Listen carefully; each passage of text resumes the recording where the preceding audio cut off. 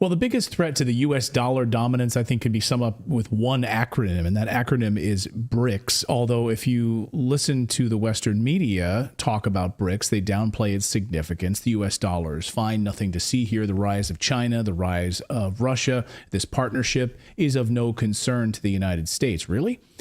That's really interesting. Last week in South Africa, the BRICS coalition of Russia, China, India, Brazil, and South Africa saw its biggest expansion yet, adding 6 new countries to its expanding list. Journalist Mike Jones joins us now to look at the BRICS summit, its larger implications. And Mike, I got to say, it is amazing to sort of look at the Western media coverage of this, in the United States at least. There's almost no coverage of it, very little coverage, and very little concern about the U.S. dollar dominance as it relates to BRICS. What are you seeing in terms of Europe and other parts of the world? In terms of Europe, particularly I've looked at the British media today, The Guardian and The Independent, they have both got articles on it. Larry Elliott in The Guardian did talk a lot about the US hegemony and the dollar and its behavior in particular. Also referenced the behavior of the G7 and how this very exclusive sort of attitude and pushing away countries has perhaps helped BRICS and helped these nations that want to be a part of what is a very inclusive organization. President Putin, in his speech, talked about how one of its founding principles is cooperation and working with people. Back during the days of COVID, when the G7 countries hoarded the vaccines, it caused a lot of animosity among certainly the developing countries. Here we see particularly African nations benefiting from Russia and China investing in them. So there are these two very different and very polarizing aspects. But on that same tone, Putin has said that we are not against anyone. We are working to raise people up and not sort of take commodities out of countries, which you can imagine was very positive for the African countries. But the coverage in the West that I've seen, as you say, minimalist or downplaying it, talk of this single currency. The Larry Elliott in his article in The Guardian sort of said the talk of a single BRICS currency is for the birds. This idea that, of course, and they've been doing this quietly since 2009, really, which has been buying up gold. And China and Russia have been buying up gold. They've been stockpiling gold. They've been, pushing towards this BRICS currency, which is backed by commodities, right? Actual tangible things that you can pull out of the ground, things that these countries are very rich in. The United States currency, of course, backed by nothing. It's backed by debt, actually, and military might. That's how the U.S. dollar is built. It's on debt and military muscle. And so for these BRICS nations to say, we want you to keep your sovereignty, we want you to keep your minerals, we're not going to come in and basically rape your countryside and steal your minerals, it seems like a breath of fresh air, no? Absolutely. And you only need to look at the recent example of the French government's actions with Niger. Right. Niger rising up and kicking out the colonialist or former colonialist masters who were taking commodities out of their country, and this very aggressive action. And this comes down to energy, which is a big part of BRICS. We're talking not just nuclear, we're talking hydrocarbons, gas, oil, etc. Not just energy either, food as well. President Putin in his speech referenced the fact that the world's population is due to rise by 1.7 billion by, I think he said 2025. So the increase in energy demands, and that is kind of what BRICS is based on, many of these hydrocarbon producers and exporters. I think it was the Visual Capitalist who did a great rundown of the real ramifications of the addition of these 6 countries into BRICS. We're talking about 44% of the world's oil production. Now, as much as the Western media might like to downplay that, that's got to be of concern to certainly the US and the de-dollarization process of the petrodollar. Yeah, it's a massive expansion. And I think looking at these visualization charts just really drives it home. I'm such a visual person, so when I see it in those stark terms, it's pretty remarkable. What were some of the other big takeaways? So we talked about the grain deal, we talked about Africa, and of course Putin doubling down on his position of like sovereignty in Africa, that we will cooperate, we won't come in and steal your resources. But of course, you have this new expansion now, the 6 additional countries moving in, Saudi Arabia, Egypt, etc. What were some of the other big takeaways to your mind covering this big event? The big takeaways was also on a geopolitical and almost reconciliation sort of aspect, where with the addition of Iran and Saudi Arabia, these were two former rivals, and Joe Biden has done brilliant work in reconciling Saudi Arabia, Right. as it's been pointed out by others. How are they friends now? I mean, this is unbelievable, right? And they're joining Yeah. BRICS together. It's really a remarkable moment. There we go. And I believe that's the role of China that has helped step in there as a mediator. Then if you look at China and India, now those are two sort of founding members of BRICS anyway, but they have their tensions as well, where Russia has been a mediator between those two countries. The Western media has liked to poke at that and say, oh, well, the more members you have, the more chances there are for disagreement and problems. But that doesn't appear to be the case in this multipolar world and how it's operating. So that is going to cause more concern. We then see the expansion into South America of Argentina. I believe they were brought on board at the request of Brazil. But these are economies with huge potential. Let's not forget Ethiopia. Its economy is in double digits. It had a lot of potential until recently. Iran as well. This new sort of trading bloc allows it to not get outside of US sanctions, but now it has this potential trade boom that it can cooperate in. I saw a lot of Iranian products at the Army Expo Forum in Moscow. I'm not just talking about defense industry production, but we can talk about a lot more other commodities as well, that these countries stand to mutually benefit from with the inclusion of those. I think certainly adding in Argentina was a big one. Adding in Ethiopia was, I believe, South Africa's request. There's obviously more interest from other African nations. I believe, actually, the total of non-official interest in joining BRICS currently stands at 50 countries. The caveat to that is not all heads of state have actually confirmed that, but that gives you some idea of just how much weight is now getting behind this movement. Like it's been termed, it used to be a club. Now you're looking at a fully fledged organization, importantly, with its own bank. And even, as I say, Western media acknowledging that in contrast to the IMF, that often has these crippling conditions in exchange for sovereign wealth, the BRICS Bank is almost no strings attached. I believe, was it not Janet Yellen who warned against dealing with the BRICS Bank, saying, just beware? Yeah, just beware. And I'm not a believer in coincidences, because just as we have this meeting, this expansion of these BRICS nations, you see, of course, the United States ramping up again the rhetoric around China in the South China Sea. China must be challenged. Of course, that came this weekend. We see the trouble in the Philippines unfolding. So I don't think that this is a coincidence that you're starting to see the United States really push for agitation with China, because you listen to any U.S. official, they're playing out these war games in the United States against China by 2025. They're predicting a war with China. We need to take military action against China. This is their biggest threat. They've long said it. And I think you're seeing it now more than ever with this expansion of BRICS. I'm curious, talk about the military support here, because you have these countries now joining this. What sort of a military kind of friendly relationship will they have with Russia and China if there's U.S. meddling in their territories? That's a really good question. If you think of all the meddling that happened quite close to the U.S. in South America, those countries, they're not going to be too happy about it. Africa, I don't think Somalia has been particularly pleased with U.S. meddling there either.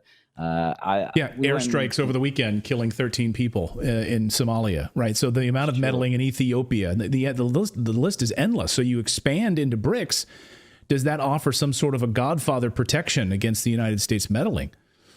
Let's look at Africa as an example with Wagner in its presence there, especially with Niger, Burkina Faso, the very friendly relations that Africa has built with Wagner, and by extension then Russia as well. It's difficult to say with any certainty, but you can see how sort of behind the scenes certain mechanisms can be employed if you are leaning towards this direction. And I'm sure that under the table there are agreements that can and will be made in that regard. So I think I think this is kind of almost karmic now. We've had since the Second World War this behavior, this domination of the petrodollar, but certainly this bullying behavior that President Putin called out in his speeches at the BRICS summit, not just then, but on many occasions before. This is really resonating with these nations. And again, I'll reference the fact that the G7 and the G20 are very exclusive. These have to be leading industrial economies, generally looking at finance markets, not really anything that's useful for developing countries, even like Indonesia as well, which has been expressing an interest, I believe, in BRICS too. These economies actually want something useful and to be a part of something that benefits them. And we're seeing these different, like Ethiopia, I believe, could also be a big food producer as well. Egypt needs food.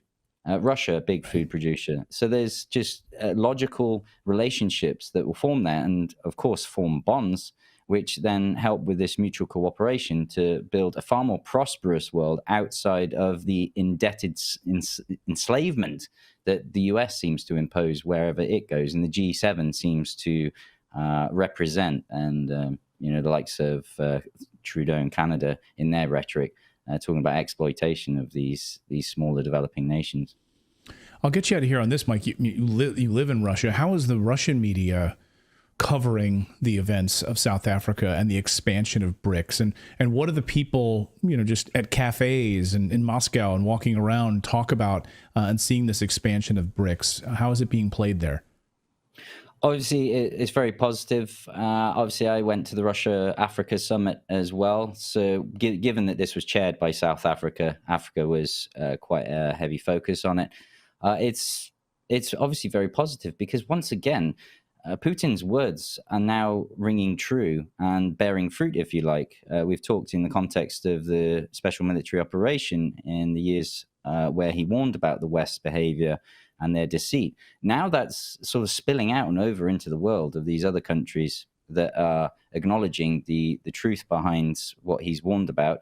Then take it further with these alternative systems and deals, trade agreements, investments overseas. They're all bearing fruit now. So this is all very positive for not just the Russian economy either, but these member states as well.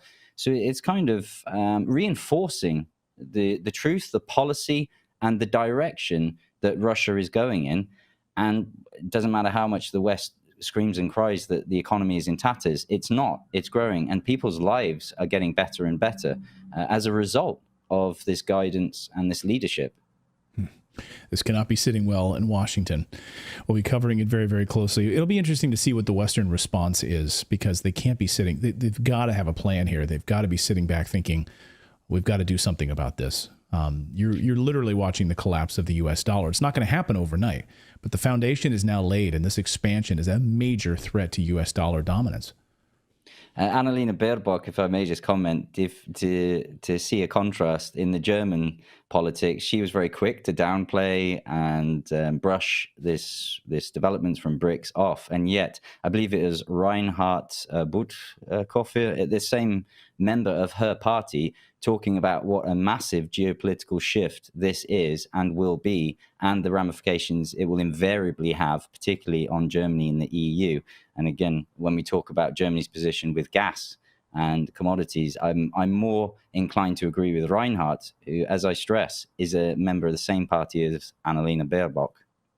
Yeah, just look at the amount of money that they're now having to spend on fuel resources, and how many companies have now closed their doors because they can't afford the manufacturing, the fuel to keep their doors open in Germany. So I think you're right about that.